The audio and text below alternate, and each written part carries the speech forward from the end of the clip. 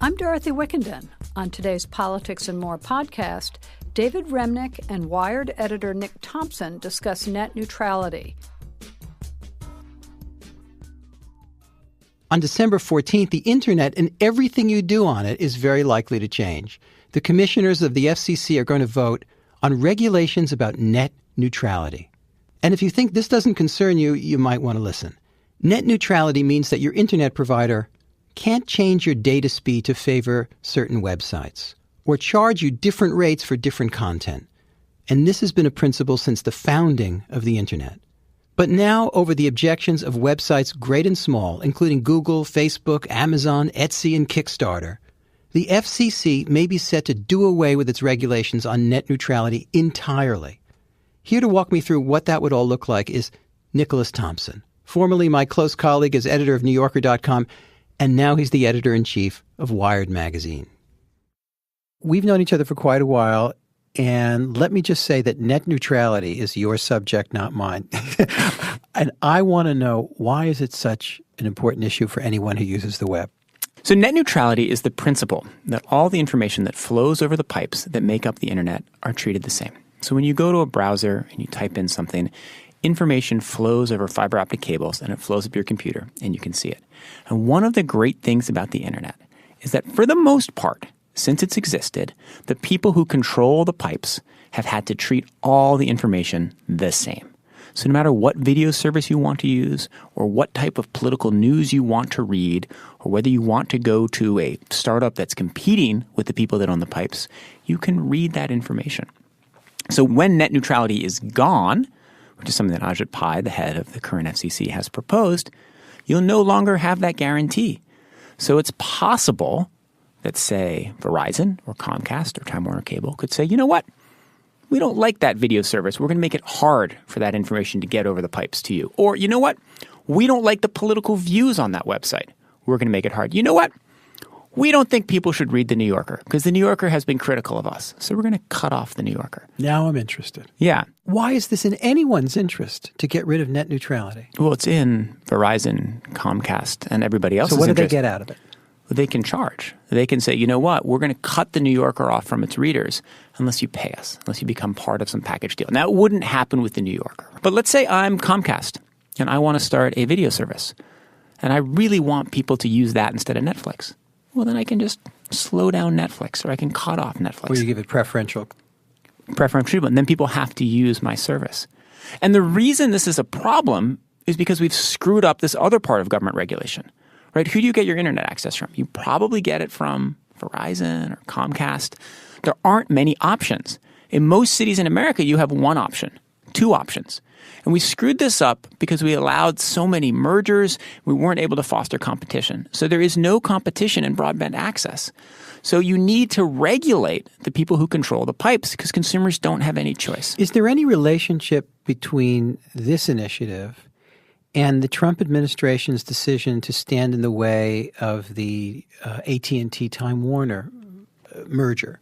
Well, the funny thing is that because they seem to contradict each other. They do contradict each other. So we don't know why Trump is standing in the way of that merger.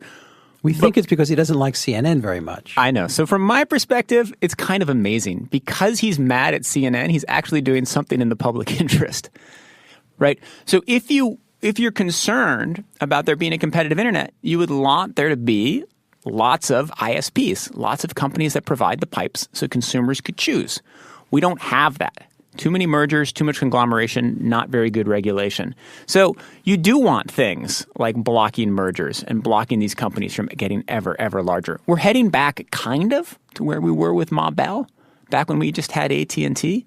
In a kind of monolithic world. Yeah, we're heading back towards a monolithic world of the people who provide your Internet access. So I want one of two things. I either want net neutrality, a rule that says the small number of companies you have, those monopoly providers, they have to treat everything fairly. Or I want competitive broadband. But we're heading to a world where we don't have either.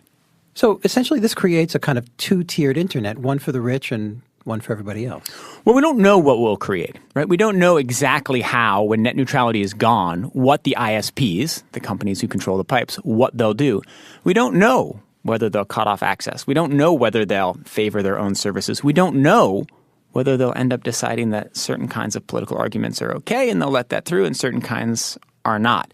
So they say, hey, just relax. They claim they won't be bad actors, right? We won't be bad actors. We agree in net neutrality. It's in our interest, but just take away this heavy-handed regulation. But history proves History otherwise. Suggests otherwise. Yeah. When they're not in those moments where there isn't strict regulation, we've gone back and forth with sort of different kinds of net neutrality regulations since more or less since the 1970s.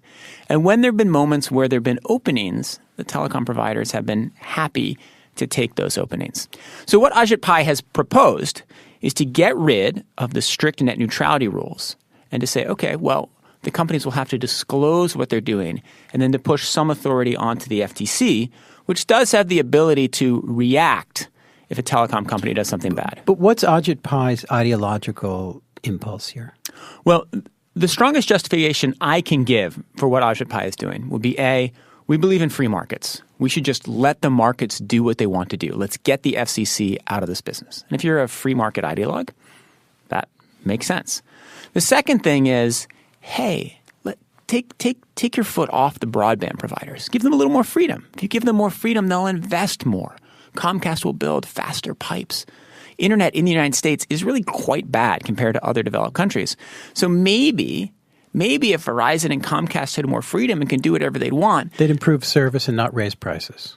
Yeah, or they'd make... History doesn't show that happens all that often. These are the least liked companies in America, according to most consumer surveys, because they don't have a great history of taking their extra profits and making things better for you. So Silicon Valley's hardly ever embraced governmental oversight. So why aren't they cheering this proposal? Well, Silicon Valley doesn't want this. Silicon Valley definitely wants there to be net neutrality. And they want there to be net neutrality because they don't like the idea that, wait, so we're going to have to pay Comcast to have people come and read our site? But what's interesting is they're a little more conflicted now that they're big than they were small. They're not so idealistic. Well, it's not, yes, they're not so idealistic, but their interests have changed, right? So when Google was a small company, it really wants there to be a level playing field. Now that Google is a big company, I don't know, maybe a system where the rich have a huge structural advantage could be good. So what impact does this all have on, forgive me, democracy? Well, it could have no impact, right? If Ajit Pai is right and all it leads to is more investment by the telecom companies, in fact, it could be good, right? If more people had more access to more information and the internet worked better, democracy might function better. Most likely, it will lead to fewer people having access to information and democracy working a little bit less well, right? You'd like to think that the way the internet should work is it should be a great equalizer. It should get information out to people. It should help them register to vote. It should help them be educated about issues. And that doesn't always happen, as we saw in the last election. And in fact, it may be going in the wrong direction. But in general, more internet access should make democracy work better. And so if net neutrality leads to less good internet access with more restrictions, more meddling by the telcos, that would be bad. What's the recourse the public has except at the ballot box? The only recourse, the recourse the public has is to flood the FCC with comments, which was kind of interesting because they did flood the FCC with comments, but there are also all these bots that flooded the FCC with fake comments. Fake comments. So suddenly the most commented upon issue in American civic life, it turns out there are tons of bots interfering with it. So as a side note, that would be a pretty good reason to delay the vote that's now scheduled for December 14th to figure out what was going on. If we're going to have comments and actual democratic discussion of this thing that's really important for democracy and it was flooded by bots, maybe you should slow down and figure out what the bots were. It's an argument that Democratic senators are making right now, but unlikely to be a persuasive argument. A writer for Gizmodo said that nothing short of an extinction-level event will prevent the repeal of net neutrality rules. Are they right? No. I mean... Are there things people can do to preserve the rules? Yeah, there are a whole bunch of things people can do to preserve the rules. So the first thing you can do to preserve the rules is people can call their congressman before December 14th, and Congress could pressure the FCC, or you can... Will there be lawsuits? Yes, that is the fundamental way. There are going to be lawsuits, and there are a lot of legal scholars who feel that what Ajit Pai has done is so radical that the courts will look askance at it. And so almost certainly the day after this passes on December 14th, it will pass on a party line vote, 3-2. There will be lawsuits filed, and it will take a while. Where would you put the odds of congressional legislation to codify net neutrality, get it locked into place? Do most members of Congress even understand the web? Are they interested in this subject? I don't think many are interested in it. As we see anytime there are hearings about technology, there are a lot who don't really understand what the internet is or how it works. I think that what's going to happen is it will be tied up in court, and if the Republicans control the House and the Senate in the next election, we'll get rid of net neutrality. If the Democrats flip it, they'll swing it back. I mean, net neutrality has shifted a whole bunch. We had kind of weak net neutrality laws under Obama that were then in danger in the courts. And then in 2015, Tom Wheeler, Obama's FCC chairman, surprised everybody by putting in place this really strong regime. And now Ajit Pai is flipping it all the way back. If political power shifts, you could see it change again. Is there some sort of structural original sin of the internet which led us to where we are today? Yeah, there are a lot of original sins of the internet that have complicated effects. So the internet was set up very much to be decentralized, to allow anonymity, and to allow people to do what they wanted. And so that's a good thing in a lot of ways. It's what gave the internet that Wild West feeling, freedom. On the other hand, it's what has made it so easy for people to harass other people or to attack other people. You've seen a real shift in the way the people who control the internet think about the internet. You've seen a shift from, this is a place where we want to encourage free speech. This is a place where we want to encourage the ability for people to go anonymous and do what they want, to, this is a place where we need to be really careful how people treat each other. Maybe we need to put in some more rules and restrictions. So in some ways, the fundamental sin of the internet is what we're trying to defend here.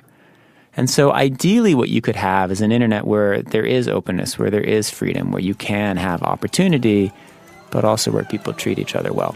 And so the hope would be that net neutrality would kind of deal with the first part.